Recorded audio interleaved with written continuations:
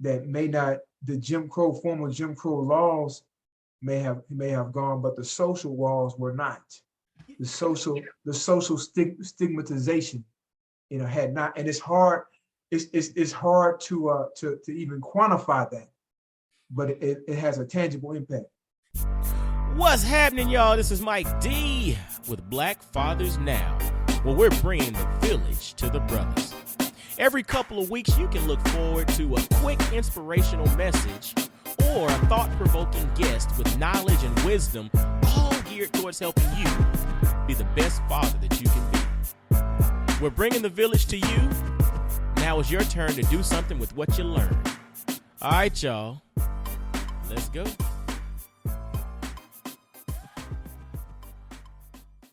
What's going on, fellas? This is Coach Mike D, Mr. Double Down on you with another episode of Black Fathers Now. Now, dig this, man. I have a conversation with a brother who's got a journey. He's got a story. He's doing some awesome things. He's a dad. He's a former collegiate athlete. The brother's a scholar and a social impact leader. It's a lot. Like, I could go down credential line by line and really just kind of read the list about this brother. But I'm going to allow us to go through his journey so that you can really see the substance that backs up the name. And the name that I'm talking about is my man, Dr. Marcus Bright. So brother's here with us today. He's sharing. He's a dad, again, social impact leader, scholar, doing the doggone thing. And I want to welcome him to the platform. So my man, Marcus, Dr. Mark. Well, see, I know you personally. I call you Marcus, but I know it's Dr. Bright, professionally. How would you like to be referred to on our conversation here? Either one. Either one. Marcus or Dr. Bright. I can do either one. Okay, appreciate it. I thank you for having me, Brother Mike. We'll vacillate between the two, man. No doubt, man. I appreciate you just taking time out of your schedule to holler at me, man. Thank you so much. Thank you for having me. I'm honored to be on. Awesome. So before we jump into your journey and before we jump into your story, I like the brothers to give shout outs, because the reality is, it takes a village to raise a child, but even as adults, we need villages as well, right? So name some folks, some organizations, whoever, that really serve as the wind beneath your wings to allow you to be the social impact leader that you are today. Well, I want to begin by giving a shout out to my significant other, Angelina, who has really transformed over the past year and a half, transformed my mental and spiritual mindset, and has had a transformative influence in terms of even resetting how I go about my day-to-day life. She has a program called the 5x5, which is 5 minutes of journaling, 5 minutes of meditation, 5 minutes of inspiration, 5 minutes of affirmations, and then I've gotten I've lost on the last one, but it's just in terms of having that kind of connection and having that kind of support, that kind of encouragement, going through adversity, but having someone who has your back, and being able to move through life, to move through this period. Just having somebody in my corner has been tremendous. Certainly, shout outs to my parents. My father is in Nashville, Tennessee right now.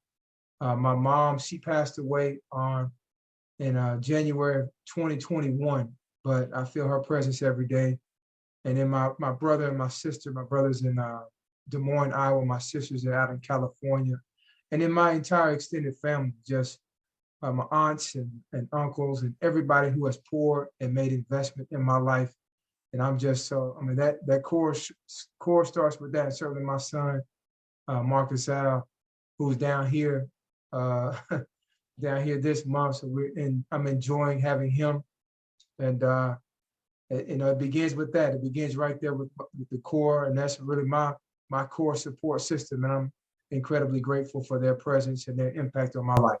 I love it, man. I love it. It's interesting and I love to have brothers share their support system, because you can tell a lot about an individual by their support system, right? What do they say? You show me the 5 people you spend the most time with, right? And I can get to know you without even spending time with you. And so it's interesting the individuals that you brought to the table, and how they each bring value. And you started with your lady, and I just wrote down the notes, the power of a strong and the power of a strong or good woman, right? And just how that is an enhancement to our experience. It's like, we both add value to each other, but being connected, you have synergy when you're connected to the right person. And so it was just interesting as you were talking, it made me recollect, because I'm, blessed to be connected to a strong and powerful woman as well, right? And that helps to enhance who I am, right? It frees me up to be the best version of who I am. And it was interesting. I was even listening to something earlier today, and it was talking about a study of like the happiest people in the world. And they talked about the value of happiness in life revolves around relationships. And so again, I think everything that you just mentioned accentuates that note that I heard earlier just riding down the street. So powerful stuff, brother. Powerful stuff. So now, you gave your shout outs, man. Let's kind of jump into your journey. You're Dr. Marcus Bright. And, I guess when I see the name, you might assume that you're a dentist, right? You probably get that, Dr. Marcus Bright. You must be a dentist or something like that, right? But you're not. You're a social impact leader. You're a scholar. But take us back to who you were prior to and what circumstances and situations led you to become who you are today, brother. Well, I'm originally from a small town in Northwest Tennessee by the name of Martin. And I'm the first generation of my family not to pick cotton. My mom grew up in West Tennessee, a town called Alamo, youngest of 5 children. They grew up picking cotton as a part of what they did. Weren't sharecroppers, wasn't forced labor, but that's what they did as a means to bolster their income. And so I grew up with a real deep appreciation for the sacrifices that were made, and understanding that I stand on the shoulders of a lot of people who had a lot of ability, but may not have had the opportunities that I've had, and that any opportunity or chances or windows or gates that have been open, first off by God, but certainly by those that have paved the way. And so education was always something that was pushed to me both by my mother and my father. My father's from Middle Tennessee, was born in Nashville, and right outside Meharry Medical, on the campus of Meharry Medical. And his mother worked there. His father, he never met his biological father. It's ironic that we're on Black Fathers Now. I've actually never shared this story because I really just, we kind of just got to the bottom of it last year. But his biological father was a man named Reverend J.P. Strong. And he was a minister who was in seminary school at the American Baptist Theological Seminary. And I had just seen a picture of him because he was about 6'9". Wow. And I had just seen my dad. He just had a picture of him in that yearbook, in that annual. And I don't know if you remember, a few years ago, on the same day, I believe it was 2020, John Lewis and C.T. Vivian died on the same day. And I had to give a presentation about John Lewis the next week. And as I was researching his story, I saw that he and C.T. Vivian both went to the American Baptist Theological Seminary. And so that had me digging. I'm looking back, I'm going back, I'm trying to find a 6'9" brother in some of the pictures. And I just knew that he went out to Los Angeles and became a pastor. And I knew through some of the activism work that I would do, later on in life, I knew the president of the National Action Network Los Angeles chapter, named Reverend K.W. Toulis. And I called Reverend Toulis at this time. This was in maybe July 2020. I called Toulis. I said, "Have you ever heard of a guy named Reverend J.P. Strong?" He said, "Yeah." He said, "I marched with him in the 1980s." Wow. In Watts, in an Upward Hope, Downward Dope march. He said, "As a matter of fact, I know his second wife, because his first wife had died. He was in his 60s. He married a 32-year-old lady named Patricia Strong." and he put me on the phone with her because she just turned 70 years old, Okay. but was able to make that connection, and was able to. My dad has siblings now, and was able to make that whole connection because he was born James Philip Strong.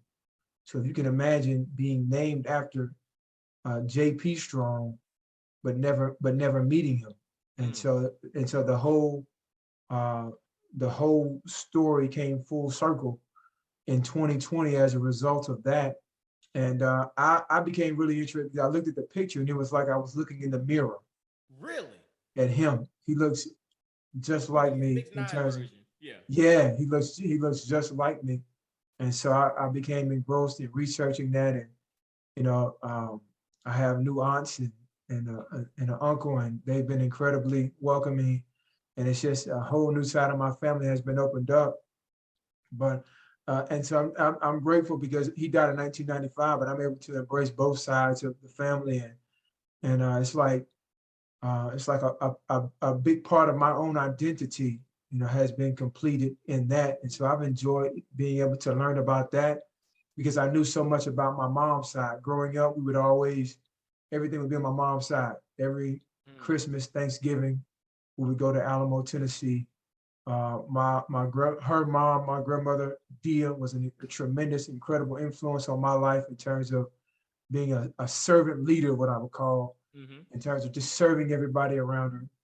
And her husband Burnell, my grandfather, his name is Burnell Simmons Senior, and he was just very, very industrious.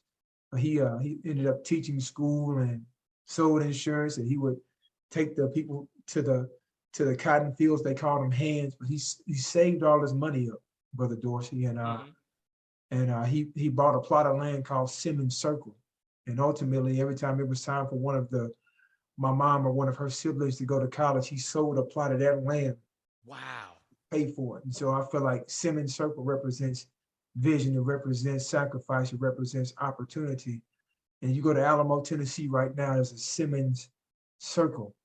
And so even in the midst of segregation, of Jim Crow, of all of the societal barriers, he was able to come up from being a sharecropper himself, leaving West Tennessee 1941, finding his way to Tennessee State University with $5, a will and a prayer, ultimately leaving Tennessee State in 1943, volunteering for World War II.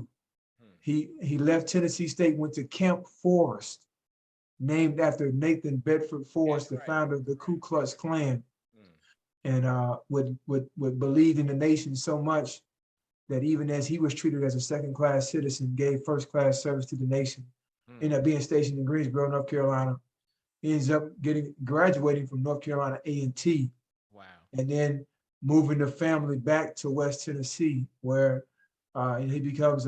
he starts off farming, but because he had the degree, when there was an opening at the colored school there, Central High School, he was able to cash in that educational ticket and get a job at the school, and bought a house right in front of the school, and he taught shop, had the shop boys building onto the house, and so just being very, very industrial and hustling, having an incredible work ethic and making a way out of no way.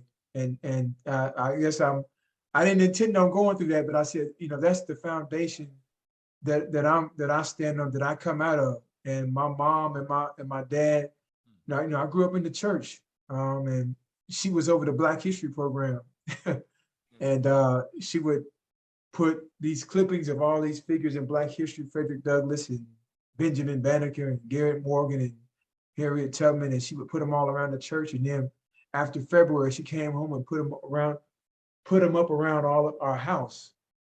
And in addition to playing the Eyes on the Prize series, and she kept those up. And so subconsciously even, I grew up wanting to be a figure like the figures that I saw there, like the Booker T. Washington, like the W.E.B. Du Bois, like the Dr. King, like the Malcolm X, like the A. Philip Randolph. I wanted to make a historical impact on society, and to this day, it remains my mission because it was embedded in me there. And so growing up in Martin, Tennessee, um, grew up playing basketball, soccer, baseball at some point, basketball. And looking back on it, it's because that's what was celebrated. That's right. That's what was, I think I had some ability, but also, you go into what was celebrated. And it's, a small town, and the town shuts down when the game, my older sister was a cheerleader. You go to the game and you want to play for your town. And baseball wasn't celebrated like that. Soccer wasn't. Basketball was. But I learned so many lessons playing basketball in terms of following a regimen.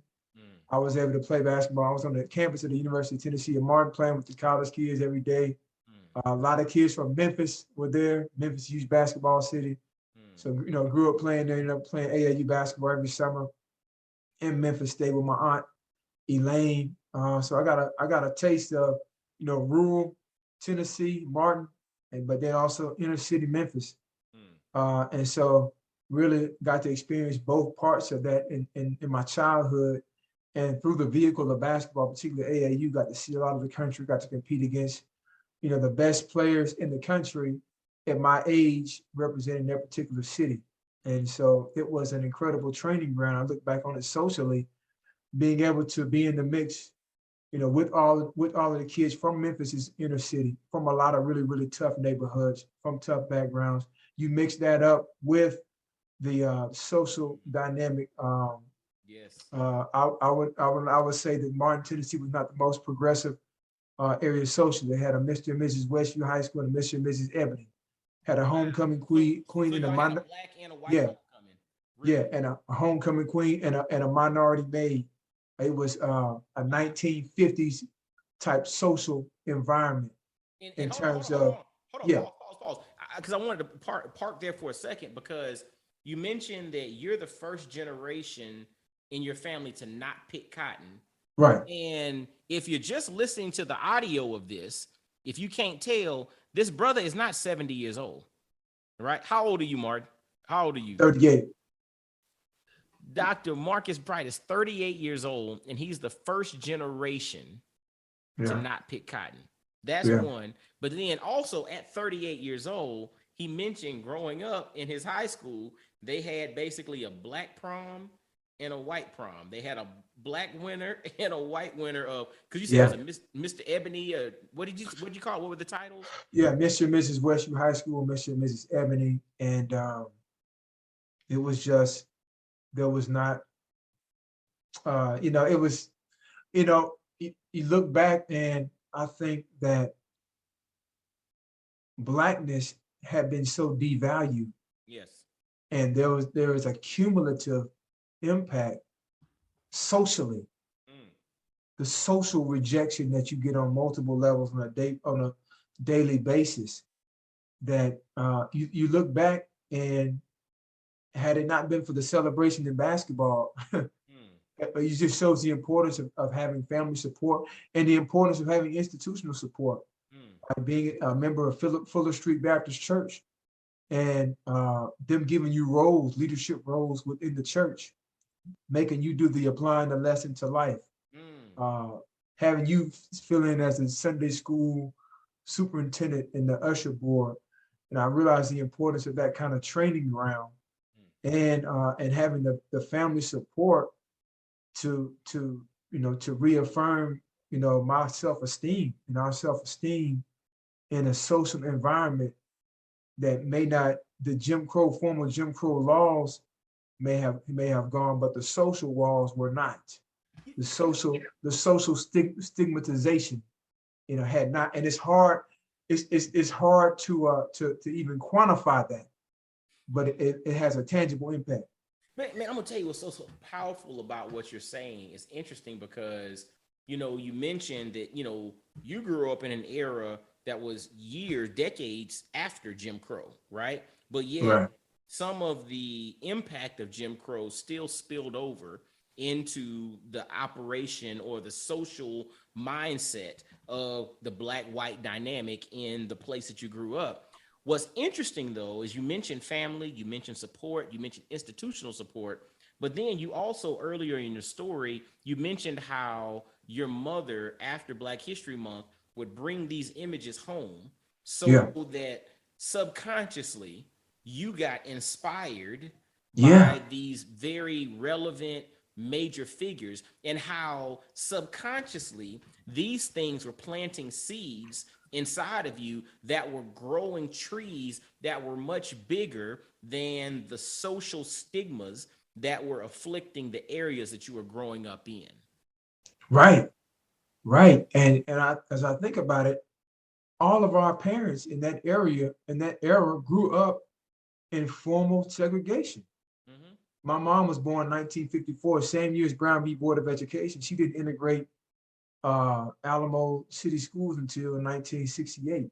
Mm. And so it was the same for most of the people. So that was the environment. They came out of that. They came out of, the segregated water fountains. It came out of, blacks having to sit in the balcony in the movie theater. This is what they were raised in.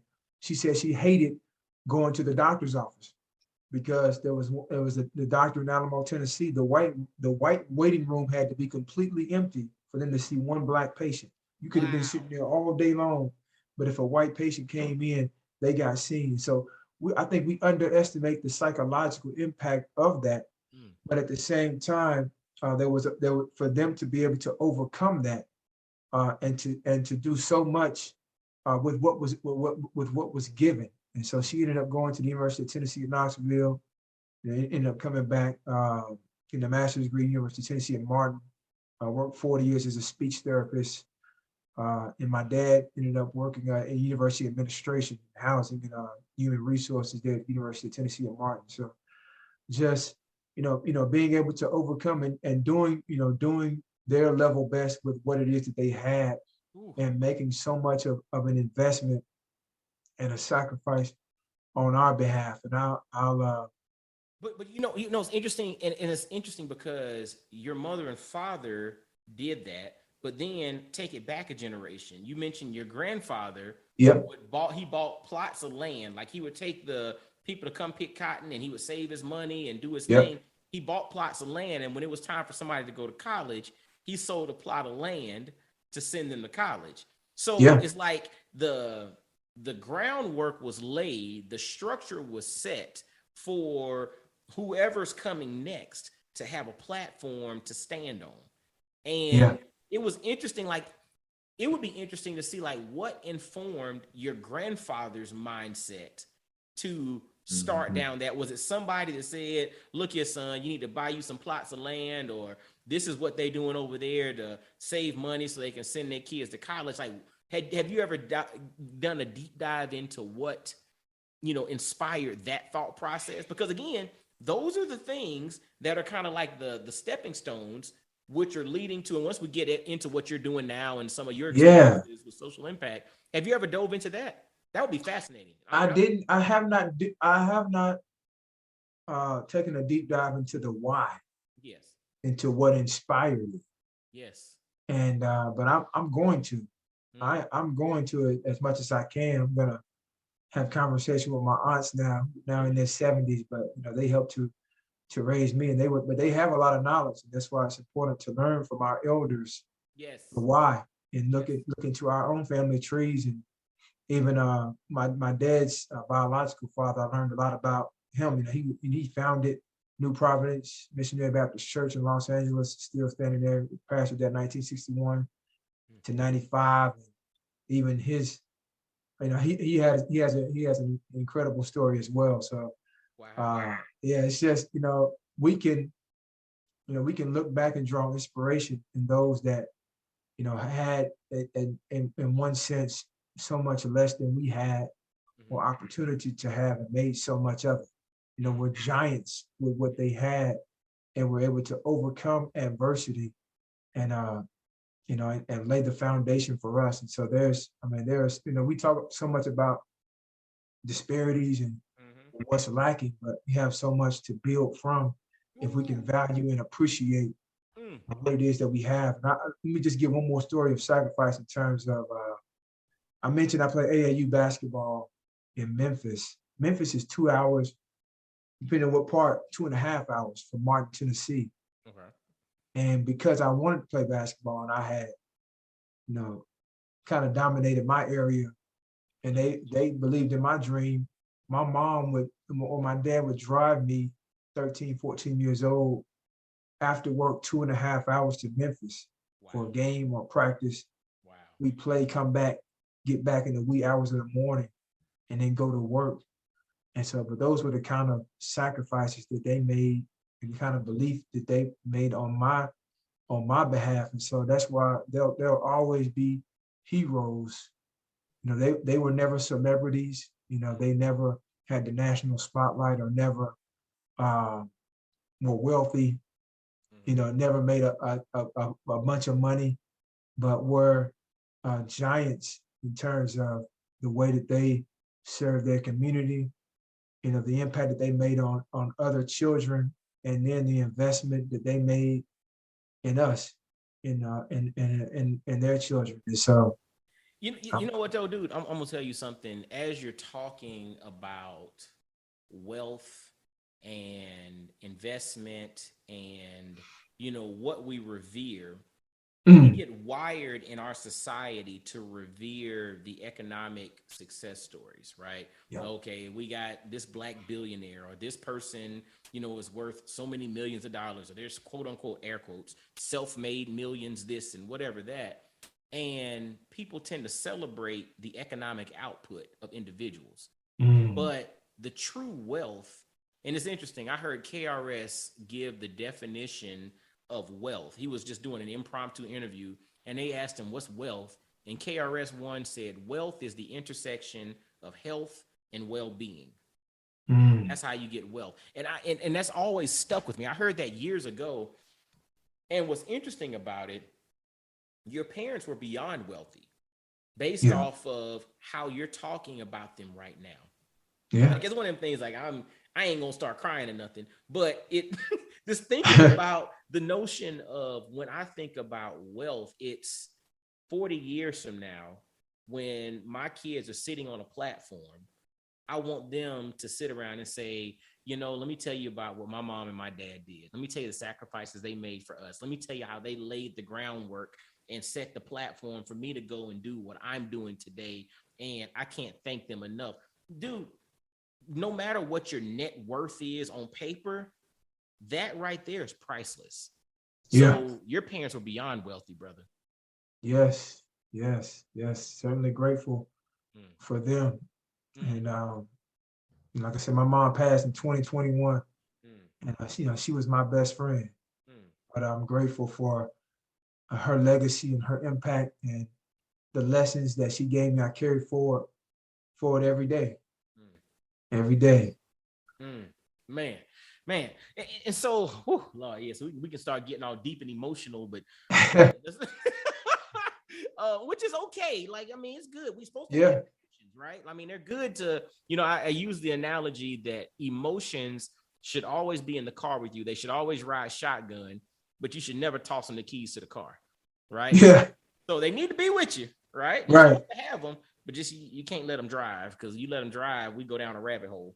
And so, but it's definitely good to celebrate, man, to highlight, because a lot of times as fathers, this is Black fathers now, and really this is all about personal development and growth. But a lot of us really start the economic pursuit, and we like, I'm doing this for my kids. I'm hustling for my kids. I'm making this for my kids, my wife, my this, my that. But we're really doing this through an economic lens, and we don't take a step back and think about the jewels and the gems that you just dropped, right? It's just the sacrifice, the time, the impact, the effort. Like, those are the things that are going to have lasting impact beyond, however much financially you're going to leave. Now, it's good to leave some finances too, you know what I'm saying? But the focus needs to be on creating that legacy that's going to stay embedded in their soul long after we're gone. And so, so brothers, I hope you're paying attention to the jewels and the gems that he dropped there. Some good stuff. And so you mentioned, you're going back and forth between Martin and Memphis Yeah. playing basketball. And so that led you to going to play college ball, right? Yeah, so I had a really, really good AAU summer heading into my junior year in Memphis. And it's amazing what confidence will do for you in terms of a coach having confidence in you. Mm-hmm. And I had a coach, he's the athletic director of Lemoyne Owen College now in Memphis. He's my AAU coach. And we were 15 and under. We were playing up in the 16 and under. So when you get to like 16, at least back then, like that's when you really get some college coaches in there and the rankings and all that.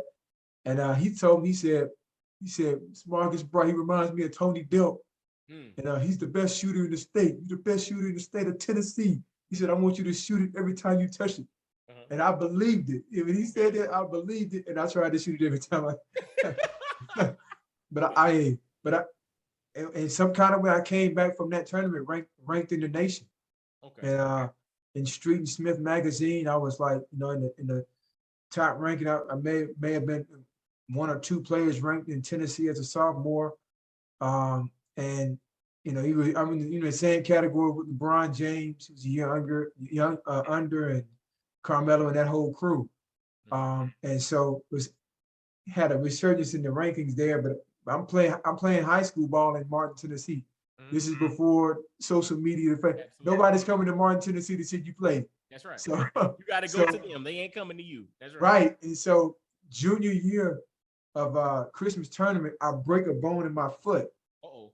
And I missed my whole junior season, most of the AAU summer. And see, I didn't realize that in 3 months in a non-weight bearing cast, I'm still eating like I'm eating, So I put on like 20, 30 pounds as a point guard. And I was so anxious to play. I tried to run back down and play in Memphis, and everybody is watching, but I'm out of shape. And then you're trying to play against the best in the country. And so my rating plummeted. And then this is what I got a book coming out too. It's gonna be called there's a section of the book that's gonna be called The Athletic Lottery, because this is what they don't tell a lot of people, regardless of your talent, especially if you're a guard. Because I remember Georgia Tech, for example, was recruiting me. And I felt like I had all day. But you don't realize that most of these schools, they're gonna sign one point guard in America, in the world. And I remember calling Georgia Tech. I said, hey, I like, after it's getting late in my senior year, I said, hey, y'all, what's going on? Oh, we've signed our point guard for the year. Wow. We signed our point guard for this class. Wow. So Duke, North Carolina, they're gonna sign one person in your position probably in America.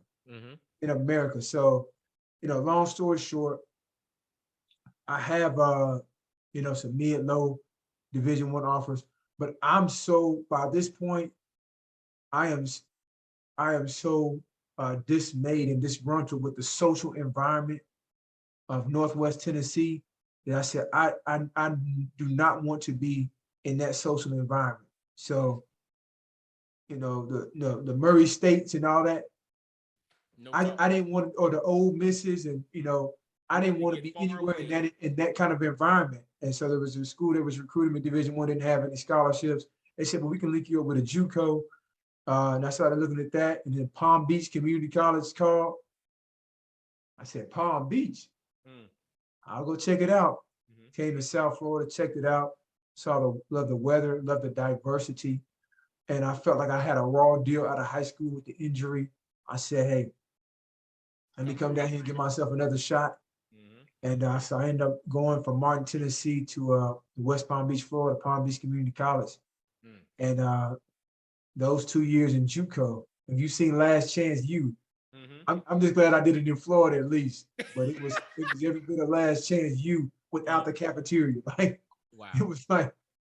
It was like no caf, a lot of peanut butter sandwiches, oatmeal, and just survival living. But I developed so much mentally. I developed so much toughness. Those are the most talented teams I ever played on, because you had a lot of Division I transfers coming in. I had three other Division I point guards in the backcourt with me. Wow. And so I'm moved now to the 2. And so you just had to figure out, I become a 3-point specialist at like 6'1", 6'2". It's like, Yeah. Yeah. Yeah. But I had to make do. But it was such a, I read so much during that time, and just learned that you can survive as a minimalist, Mm-hmm. and it increased my capacity for risk later on in life. Mm. I'm like, I can just, I know I can survive. Push come to shove, I will survive. That's right. Peanut, I some will, peanut butter, hey, a loaf of bread. I'm I good. will get a loaf of bread, Oh. some peanut butter, and I can survive like a week off that. Like, you know what I'm saying? Like, Mm-hmm. so I just became, fearless in terms of taking risk and the kind of longer term sacrifices and delayed gratification that I would need to advance. So I ended up playing Palm Beach Community College, wanted to stay in Florida, finished at the University of Tampa, just because I liked the school and it was in downtown Tampa. And so, you finish there, worked a little bit for T. Rowe Price Financial, played a little bit in Argentina for a second. I said, well, this is not really going to be a long-term plan. Mm-hmm. So So let me look, stop hold on. avoiding the workforce. Pause on that for a second. So you say you played in Argentina. So we have a lot of, and it's interesting, there's a lot of college basketball players with the pipe dreams of playing pro, right? Right. And what people who don't follow basketball don't realize that, yeah, you got the NBA, right? And you got the big three and all. But then all around the world, you got all of these other pro leagues in all of these countries. And so I got a brother that I coach and mentor that played, I think he played in Mexico and he played somewhere in like Central America in some different leagues. And you got people from all over the world in all these different leagues. Talk to us a little bit before you go any further about playing pro ball in Argentina. And is it, when we think of pro, is it anything like what we think of pro when we think about like the NBA and all of that? Well, I didn't have a traditional experience because it was more of a trial type basis. Okay. And one thing that they didn't, I don't know how it is now, but you could only have 2 Americans per team. Oh wow. Okay. And so you better in be that getting league it. That you were in the league. Yeah, you better be getting it. And you kind of come down playing team ball, and it was just it was a number of different things. It wasn't going to be a long-term type of situation for me. So it was a very, very short stint for me. Mm-hmm. But I mean, I got see Argentina, they had great steaks. Yeah. You could cut the steak with you made something of it, like Yeah, I mean, you could cut the steak with a butter knife, but I wanted to come on back, and I knew that I wanted to get a PhD. I wanted to at the time be a public intellectual and have the freedom of an academic, of what I thought was going to be the academic's life, and do different things and get my Michael Eric Dyson and Cornell West type look. See, what you want to do. I said, let me go. I said, that's a lot of school. Let me go ahead and get to moving with this school because. But look, see, you want that Michael Eric Dyson. See, Michael Eric Dyson has basically not hoodwinked, but he's done, enticed us all with his vocabulary. See, that's the brother, when he does interviews, he'll be on the Breakfast Club or wherever he's on, using words with like 17 syllables. And I'm literally pulling out like, okay, what did he just say? I have to pause it. What word was that? And I'm having to look this stuff up, but it's like a legit in context word. His vocabulary is immaculate. And so if that's what public intellectual is, it sounds good. You're like, man, shoot, I like to do that too. I want to sound like that. So, well, as life would have it, those that you look up to can become your peers. Yeah, come on. I ended up, knowing we had a big conversation. It's on YouTube, matter of fact. Conversation with he and I during Art Basel. It must have been 2019. After he wrote the book about Jay-Z. Oh yeah, the hip hop, the joint about Jay-Z. So we had a big featured event discussing his book about Jay-Z down here in Miami. So just as life would have you. So I salute respect to those respect to Dyson and Cornell, because they did inspire me. Those were some of the initial, when I saw Dyson on TV, I said I went from wanting to be Jordan to Dyson. At that point in time. So I went from wanting to be Jordan to Dyson. Dude, it'd be interesting. Hopefully he hears this interview. You can clip it up. It's like, oh, we got a brother that said he went from wanting to be Jordan to wanting to be Dyson.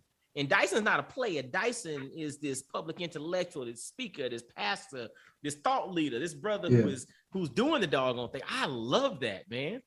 I love that. Yeah, so I come back. My brother is by this time my brother had been visiting me in Florida. Okay.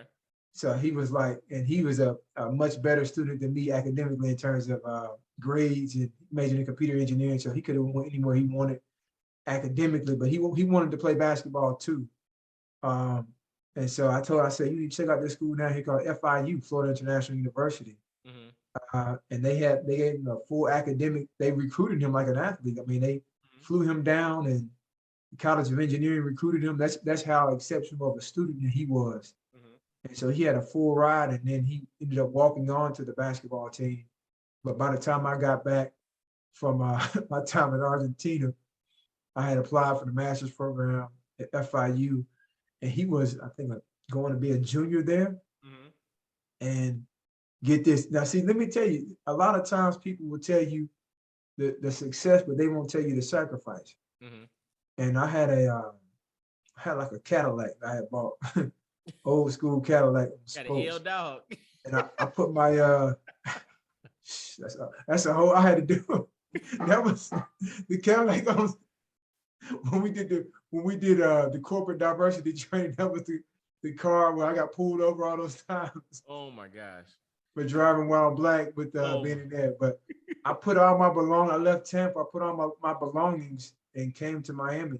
And I actually, for the fall and spring semester, I stayed in he got like a little studio dorm room. I stayed in his dorm room, living back JUCO type life. Wow. And they were like, and I was taking like, I finished that master's in like record time because I was taking like six classes.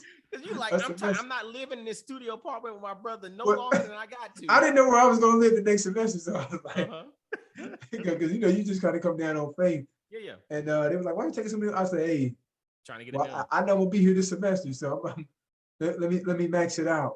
But, ended up, being the FIU and getting a chance to be over academics for the athletes in terms of basketball, football, running the academic program. And ironically, that's how, Isaiah Thomas became the head coach. Advanced basketball, Mario Cristobal, who's now the coach at the University of Miami, was football. And, got to work with a lot of guys like T.Y. Hilton and some other guys. And so it was a great experience. Ended up leaving there and going to do the PhD at FAU in public administration, finished that. And then, started a nonprofit called Education for a Better America, which was a sister organization to the National Action Network. And we did programming from 2012 to 2017, did programming in 15 different cities around higher education preparation, around STEM, around education policy issues, access to early education and faith leaders training, just doing a whole assortment of different partnerships with National Action Network chapters in Los Angeles, Oakland, in New York, in Philadelphia, Detroit, Miami, Atlanta, Selma, Alabama, Fort Myers, Florida, Chicago, across the country. And so just developing and putting together different institutional partnerships, because we really didn't have the bandwidth to do long-term programming in those cities. But for example, we could link Atlanta Public Schools with Georgia State and Georgia Tech and put some funding and resources together. Like we facilitated bringing the first Girls Who Code chapter that was initially New York based into Atlanta. And so that was the first Girls Who Code chapter in Atlanta. And we partnered with the Obama White House on a faith leaders training to accelerate early childhood education in Oakland and in Los Angeles, galvanizing faith leaders in the same way. Because we looked back and saw how they would, galvanize, get out the vote efforts. And so we can do the same thing in terms of getting information out about early childhood education and trying to close the 30 million word gap before children reach the age of 3. We did, gun violence type work in Chicago and in Philadelphia, It's last about in Philly. So in 2013, the governor at the time, Pennsylvania Governor Tom Corbett reverses the funding formula because some kind of way the Philadelphia school district gets their funding straight from the state, and so they reverse this funding formula, causes a $330 million budget shortfall. Wow. They have to close 24 schools. They laid off like 5,000 employees, and so in the middle of this crisis, we're able to go into number one, put a national spotlight on the issue, and then also bring together some of the institutions of higher education there, like the Community College of Philadelphia, Philly Goes to College, some other, and to help supplement counselors who have been laid off, and help to provide services in the schools. And so we kind of served as a convener from that point. At the same time, I published about 100 articles in the Huffington Post about different issues. At the same time, I was, teaching adjunct. I ended up teaching at FAU, FIU, Lynn University. Later on, in 17 and 18, University of Massachusetts, Amherst, and then City University of New York. Same time, I'm the grandson of Bernell Simmons III. Same time, come on, Superintendent of Miami-Dade County Public Schools, named Alberto Carvalho, who's now the superintendent of Los Angeles in the school district in Los Angeles. He creates an Office of Educational Equity, Access, and Diversity. And myself and a man named Mr. Arnold Montgomery are named the administrators for that office. And that was a lot of behind the scenes internal work, trying to work internally, working with, because this is the fourth largest school district in the country, Miami-Dade, 350 schools, like 300, over 300-some thousand students. Wow. And so working behind the scenes with different entities trying to fight for equity, access, and diversity using data. Wow. So that was a different kind of a situation to set up as well. 2017, I moved to New York for a year. Director of Student Affairs at Medgar Evers College. At the same time, I love everything is at the same time. At the same time, I believe there's a song at the same. At the same dang time. Same time. I'm on the faculty at UMass too. This is before but most of it is online. So this is before the University of Massachusetts Amherst had something called the University Without Walls. Okay. And this is before everybody went virtual. Yeah, before Coursera. They went virtual. So people like Serena Williams and stuff that didn't have the time to go. That's where she completed her college degree there. That kind of program. Wow. So so it was that, but I had to be up there once a week for a faculty meeting. New York to Massachusetts. Right. So I would drive 3 hours each way, and I put it on, and it was on a Tuesday. So I created some kind of Brooklyn summer college Saturday college readiness camp or something like that. So I could work the Saturdays, comp the Tuesdays, go to UMass, but it was a whole. Wow. But you created all this at the same time. At the same time. But I mean, I after living in South Florida, due respect to New York, but after living in South Florida, I was like, I don't have to be cold 6 months out of the year. I don't actually have to be on the subway train 2.5 hours. Let me not dog New York out too much, man. But just, I just say that at that point in time, Congresswoman Frederica Wilson, who is a congresswoman with the hat down here, she founded an amazing program in 1993 called the 5,000 Role Models of Excellence Project. Oh, wow. She asked me to come down and be a principal administrator for that program in 2018. And it really wasn't on my career trajectory. I wanted to be I was like, I was probably, I'm looking at a couple steps maybe for a college presidency or something like that. But between the quality of life, move back to South Florida, and the opportunity to have direct access to thousands of young men. 5,000 Role Models is a school-based dropout prevention and mentorship program. It's based in Miami-Dade, but there's also, it's also embedded in Broward, which is Fort Lauderdale, and Duval, and Jacksonville, Pinellas, St. Petersburg, and Detroit. But just in Miami-Dade, it's in 117 schools, grades 3 through 12. We talking about each of these schools have youth chapter of boys have a mentor assigned from the school, a group of mentors that meets with the boys. They go on all these field trips. I mean, they get a large slice of the seniors get scholarships, and it's an incredible. I mean, they go to hospitals, they go to to visit college campuses. They hear from everybody. They go to DC, and even this year, they have 44 young men are going to Tennessee State University, just for example, full scholarship. Wow. They got like 10 going to Clark, full scholarship. And I mean, over 100 full rides across the country. There's nothing like it I've seen in the country. So it was a unique opportunity to serve that program And that was for 4 years. Is that in 2018? 2018, and I transitioned out of there in March of 2022. I'm still a supporter of the 5,000, but that was quite a journey, getting a chance to learn from Congresswoman Wilson, but then also serve so many boys and be a part of such a huge movement for change here, and such a transformational movement. I witnessed so many. I mean, every store I go in, I was in Target last night and saw a brother that they came through the programs at FAU now. I mean, everywhere I go, it's an amazing program, an amazing movement. Kudos to Congresswoman Frederica Wilson for founding that movement. Man, this is, again, I mentioned before, fellas and ladies listening too, because they like to tune into our conversation, that we got a scholar and a social impact leader here. And this brother's doing the doggone thing, because everything he said, he was like, and then, and in addition to that, and while I was doing that, it was always something added to it. But in the midst of all of this, at some point, you also became a father, right? Yeah. And so that's another and in the midst of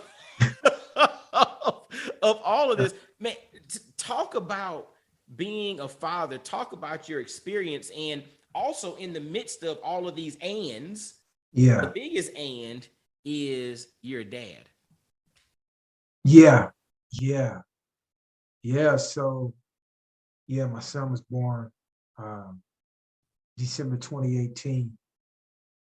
And, it didn't, things didn't work out with his mother and I. And so it was a challenging situation in terms of, now I was already down here by the time I knew he was on the way. Yeah. I was already here by the time he knew he was on the way. And in the first year that he was born, I made 35 round trips from Miami to New York City. 70 flights. Wow. So I was just trying to, it was on top of all the ands. So it was exhausting. But now I slowed the ands down. When I took the 5,000, I slowed the ands down because it was so massive that we had such a skeletal staff. Gotcha. You had to do a lot. And the congresswoman asked me when I took it, she said, now you will still try to use her voice. I'm gonna use the voice one time. She said, are you gonna still be doing all that? I said, no, I said, focus on. But it was overwhelming. I mean, I'll be in 4 or 5 schools a day a lot of times.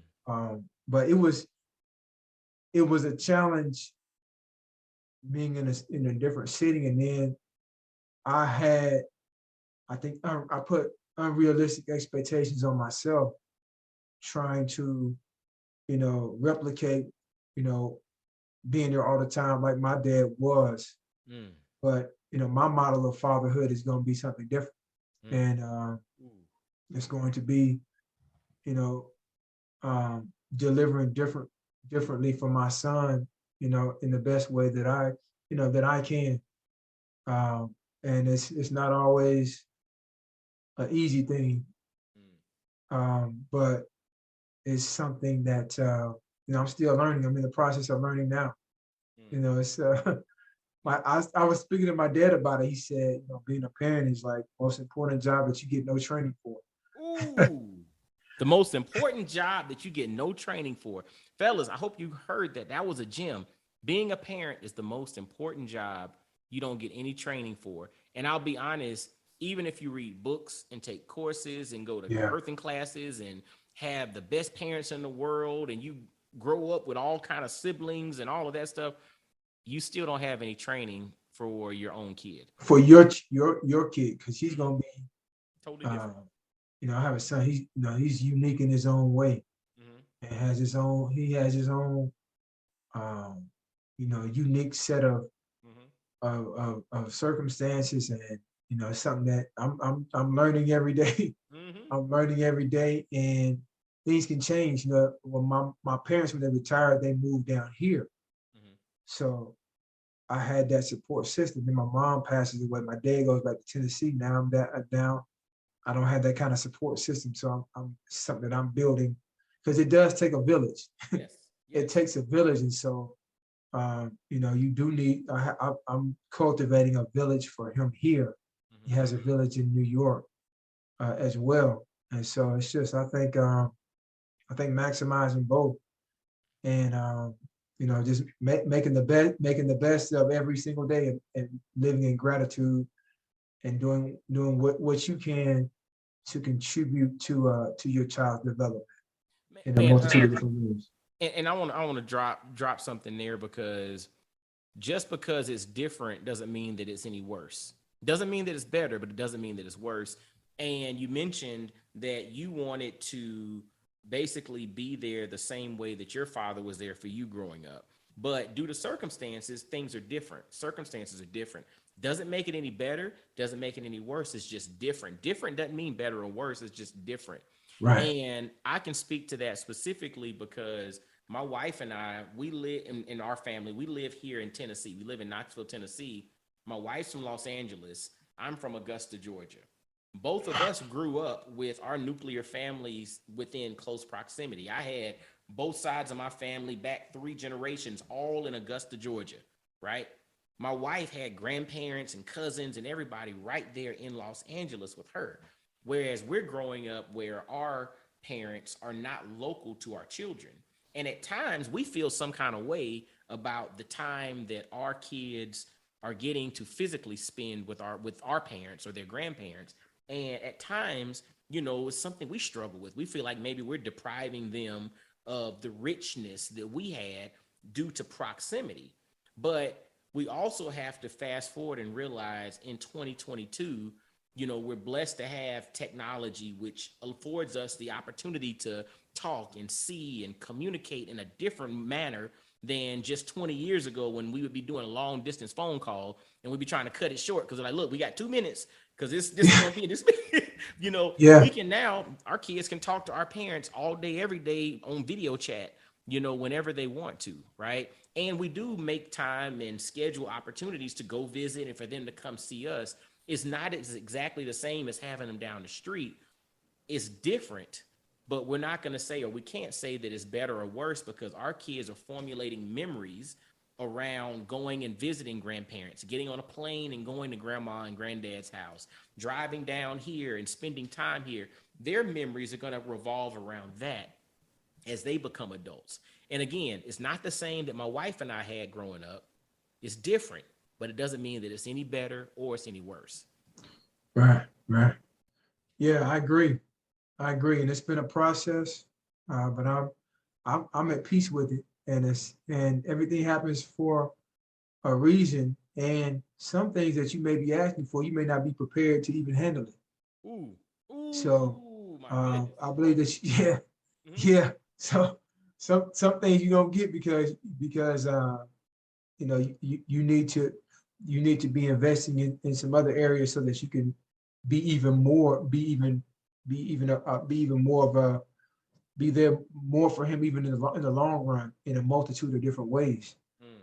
So I take it one day at a time and just try to make the most of every day. And that's it, brother. And so, man, just like honestly, as we kind of wrap our conversation up a little bit here, man, I mean, is there anything that you would like to share with the brothers? Is there anything you'd like to highlight with regard to what you have going on? Any way we can support, follow you on social media? Dude, you got the floor. Brother, lay it out there. Dr. Marcus Bright. Well, two things I'm really currently engaged in is the senior advisor for Rising Coaches Diversity, Equity, and Inclusion DEI Alliance, which is a combination of 12 college basketball coaching organizations. And we came up in February. We for the first time had an equality and inclusion night throughout college basketball. Over 150 Division I men's and women's college basketball teams participated. And so we're going to be looking to gear that up. You can follow them on Rising Coaches or Rising Coaches DEI Alliance on Twitter. My Twitter is at Dr. Marcus Bright, Instagram, doc.marcusbright. And then I recently transitioned on I'm working with a brother from Augusta, Georgia, actually, named Mr. William Bill Diggs. Okay. I don't know if you know any Diggs over there. The name sounds familiar. But so I'm some kind of Miami-Dade Economic Advocacy Trust, which has the mission of ensuring the equitable participation of Blacks in Miami-Dade's economic growth. And there are 3 divisions: economic development, housing, and youth services. And so I work tightly with each of those divisions and with Mr. Diggs. But that is, you follow, we're in the middle of a Black Business Month here, and we just had last week what we call a Power Summit. Keynote speaker was Isaiah Thomas, and the breakouts were 6 areas that we really want to accelerate: business and entrepreneurship, blockchain technology, cryptocurrency, tech career pathways. Here in Miami, we're having a tech boom. Yes. Silicon Valley has landed on us. We're number 1 in the country in tech job sector growth, number 1 in tech job sector migration, also number 1 in housing unaffordability. Oh, wow. As rent, it has housing costs, and particularly rent, has gone up, upwards of 56% for some in 1 or 2 years. So we have incredible challenges here. Law enforcement encounters, which is improving police and youth relations. Legal career pathways. We have a Team Court program where young people who have been convicted of minor offenses, instead of going into the criminal justice system, can go and be judged by a jury of their peers and go through a certain workshops and get their record expunged. And then mental health, what's on your mind, building that out throughout the year. So we can look for more of that in terms of in South Florida. Housing, economic development, youth services. And then we hosted a fireside chat with Dr. Andre Perry, a good friend of mine from the Brookings Institution, who talked about the impact of devaluation. He talked about it in the context of housing, in terms of houses in Black majority neighborhoods are on average, after you control for education and the quality of the housing and the crime in the neighborhood, on average, a house in a Black majority neighborhood is worth 23% less than the same house in a white majority neighborhood, that on average worth $48,000 less. So that is billions of dollars in wealth, in dormant wealth, that if properly appraised would increase the wealth of those homeowners who are in majority Black neighborhoods. But I think that devaluation piece goes way beyond housing. 100%. If you look at how we're at the devaluation, societal devaluation, and the stigmatization of Blackness in multiple areas. But it's also not just looking at disparities, as I see, but looking at the assets that we do have, making the most of the assets that we have, and not always having a deficit type mindset, but building from the strengths that we have, and just having a victor's mindset and mentality. And that's why I started the broadcast giving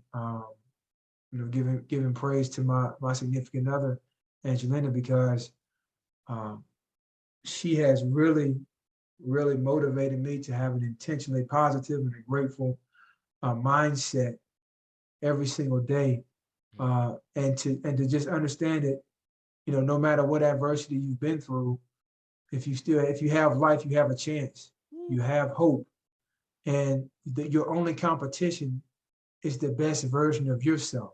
Right. Now, I know that we're in the age of social media, and it can be an important tool for getting the messages out, and spreading what you're trying to do in your movement. But when the social media app becomes a social comparison app, then it can become an incubator for depression and feelings of inferiority and inadequacy.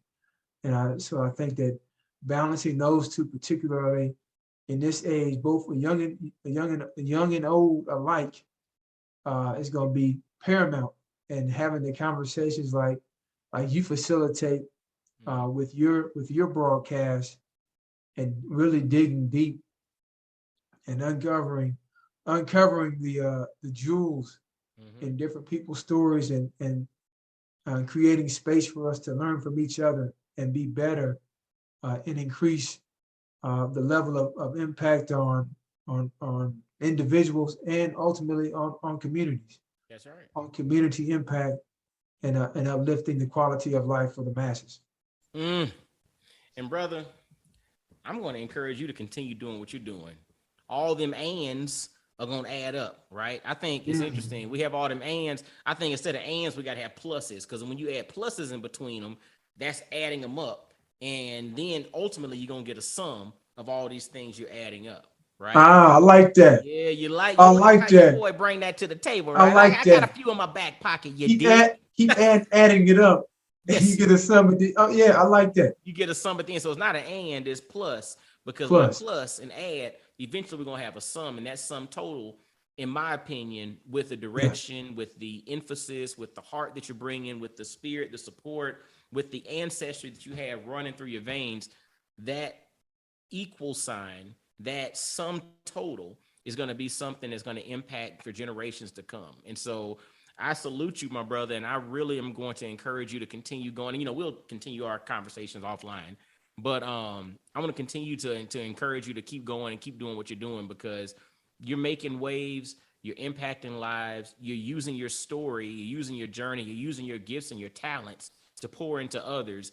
And just like your parents did that for you, and you mentioned that they weren't wealthy, but I reflipped it and said, no, fam, they're ridiculously wealthy because of how you're talking about them. A few years from now, they're going to be others talking about this guy, Dr. Marcus Bright. Let me tell you what he did, right? And that impact that you're making, brother, is going to be longstanding. So I salute you, man. Keep up the good work. And how can we follow you? So folks can follow you, you said, on what's your platforms that you like typically? Is it Twitter, Instagram? What do you like? Yeah, Instagram, DOC Marcus Bright. Twitter, Dr. Marcus Bright. Those are really the main two. Okay. Doc Marcus Bright and Dr. Marcus Bright on Twitter. I make sure to have your contact information in the show notes. So fellas, ladies listening to, make sure to follow my man, Dr. Marcus Bright. If you're in South Florida and you see a brother walking around, there's running things, is doing stuff with the, helping to bring economic improvement and all the different initiatives in Dade and Broward and Miami, just down in South Florida. If you kind of do a little digging, you'll probably find out that somebody by the name of Dr. Marcus Bright got something going on in the midst of that. Go over and speak to him, say what's up, and let him know, if you don't know him already, that you heard about his story on Black Fathers Now. And my man, keep up the good work, brother. I appreciate you for taking time out of your schedule. I thank you, lady, for helping you get everything hooked up and rocking and rolling and ready to go and supporting you. Because, again, like I said, beside, connected to, associated with every brother who's doing something, there's typically a sister over here making it happen. So we got to make sure that we salute them as well. So fellas, as always, make sure to follow Black Fathers Now everywhere. Share this thing out. I know you got something from it. And until next time, y'all be blessed, well, and wise. And I'll holler at you. Peace. Yo, fellas, I hope you enjoyed today's episode. And always visit blackfathersnow.com. as well as follow Black Fathers Now on virtually every social media platform you can think of. Instagram, Facebook, Twitter, everywhere. Just follow us and engage with us, man. Look forward to hearing from you. And I guess until next time, I'll holler at you. Peace.